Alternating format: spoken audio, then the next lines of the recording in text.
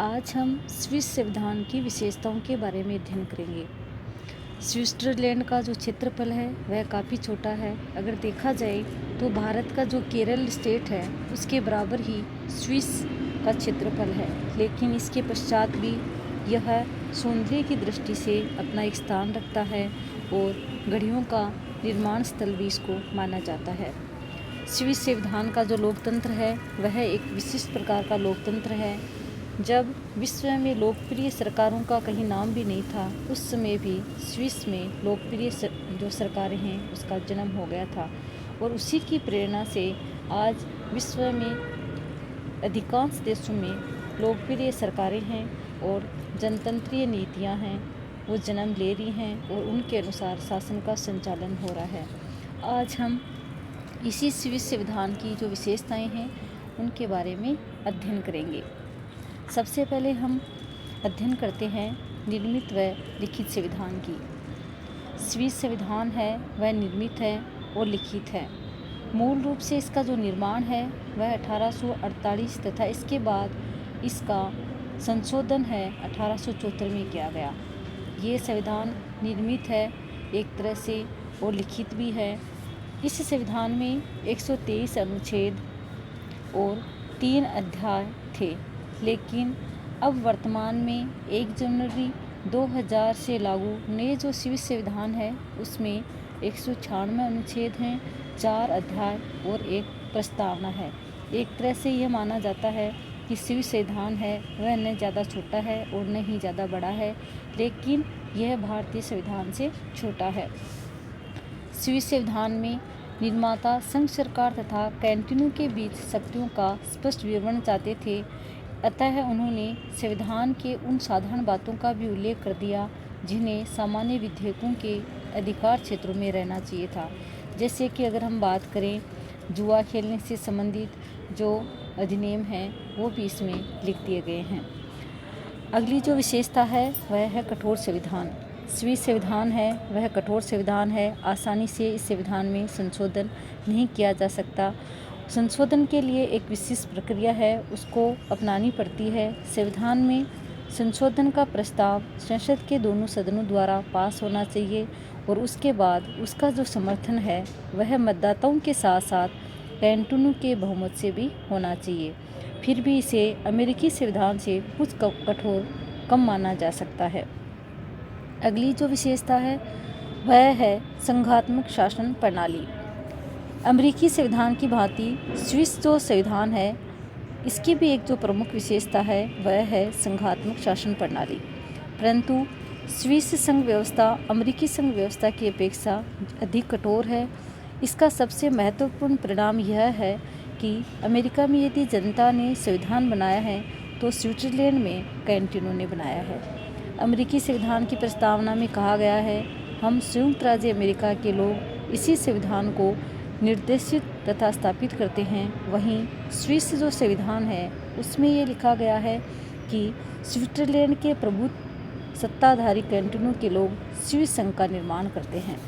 इतना ही नहीं, स्विस संघ की बहुत सी विशेषताएं भी हैं, जैसे स्विस संघ में 20 पूर्ण और 6 अर्धपूर्ण कैंटीन शामिल हैं।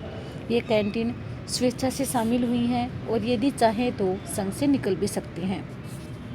अगर हम बात करें अवशिष्ट शक्तियों की तो अवशिष्ट जो शक्तियां हैं वह कैंटीनों को प्राप्त हैं। कैंटीन हैं केंद्र और जो कैंटीन है उनके मध्य शक्तियों के वितरण की व्यवस्था की गई है, पर उसमें न्यायपालिका की सर्वोच्चता उस रूप में नहीं है जैसे कि भारत और अमेरिका में है।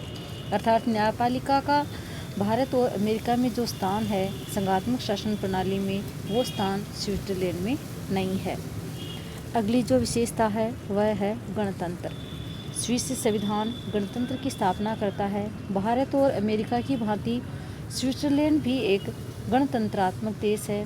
स्विस संघ में शासन का अध्यक्ष एक निर्वाचित राष्ट्रपति होता है, परंतु स्विस राष्ट्रपति अमेरिका या भारत के राष्ट्रपति की तुलना में कम महत्वपूर्ण माना जाता है।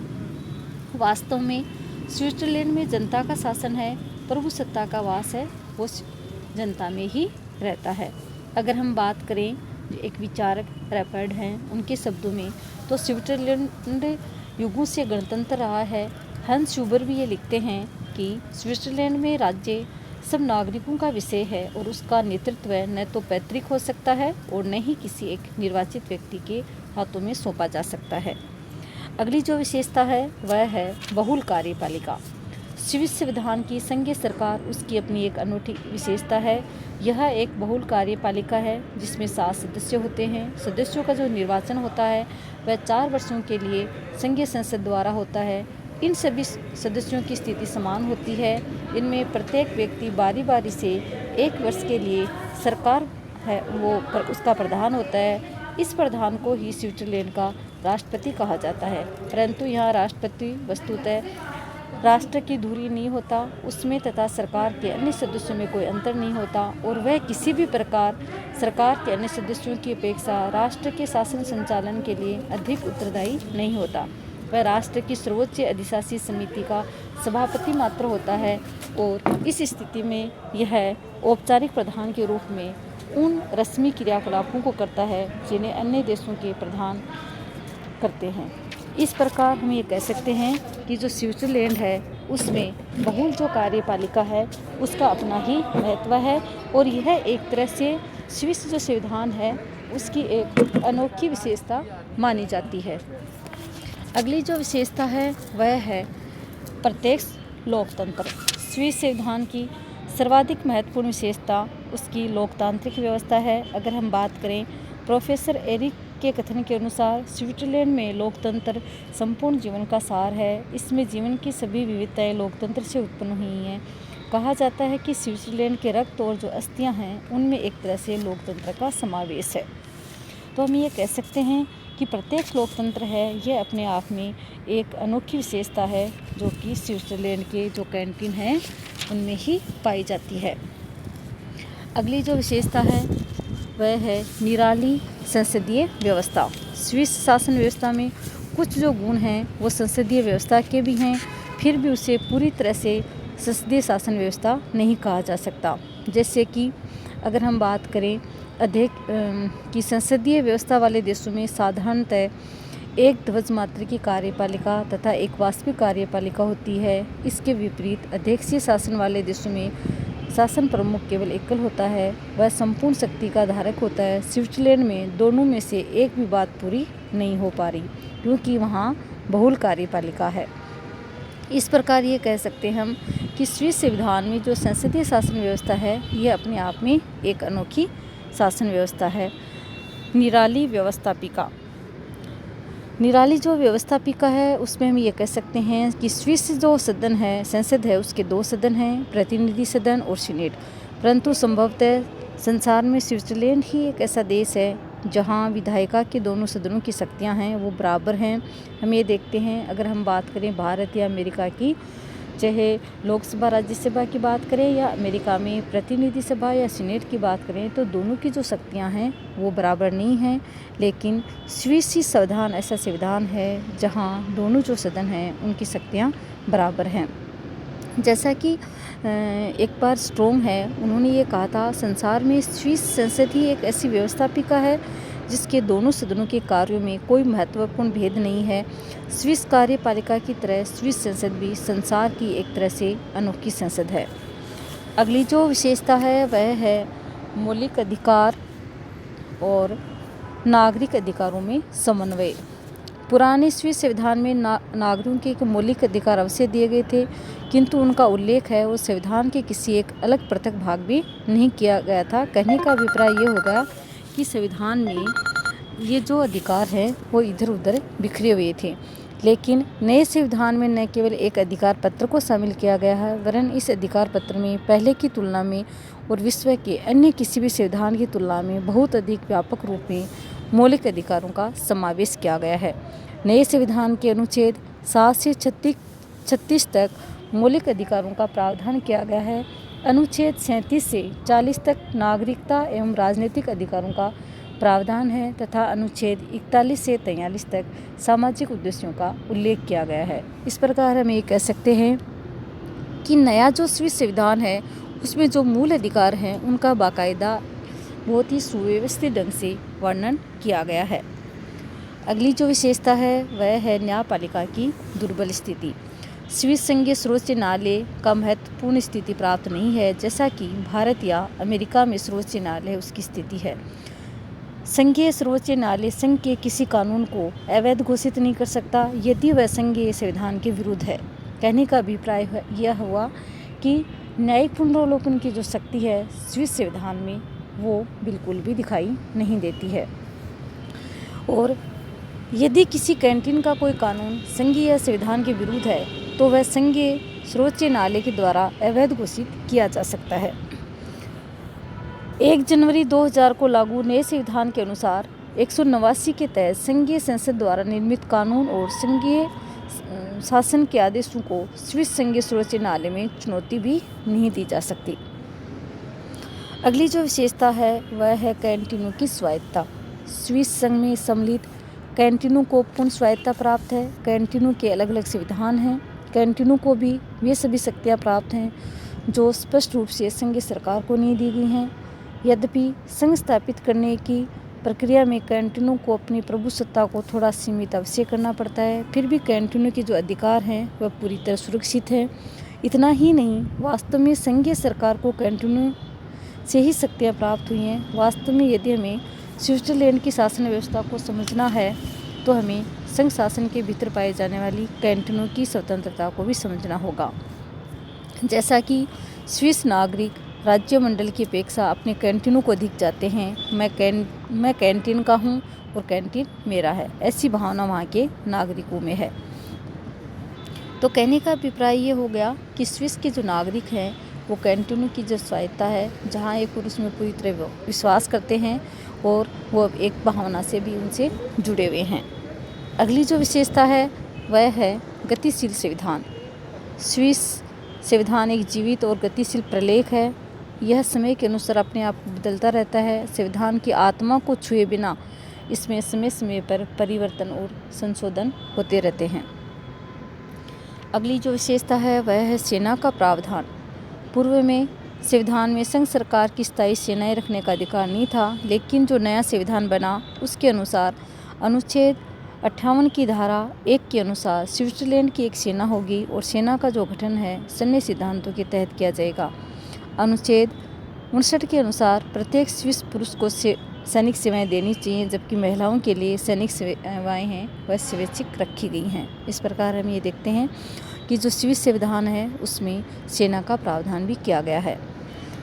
अगली जो विशेषता है वह है उदार संविधान। स्विस संविधान व्यक्ति के महत्व को स्वीकार करता है और इस धारणा पर आधारित है कि राज्य व्यक्ति के कल्याण के लिए है। व्यक्ति के अधिकारों तथा स्वतंत्रताओं का समुचित आदर किया जाएगा।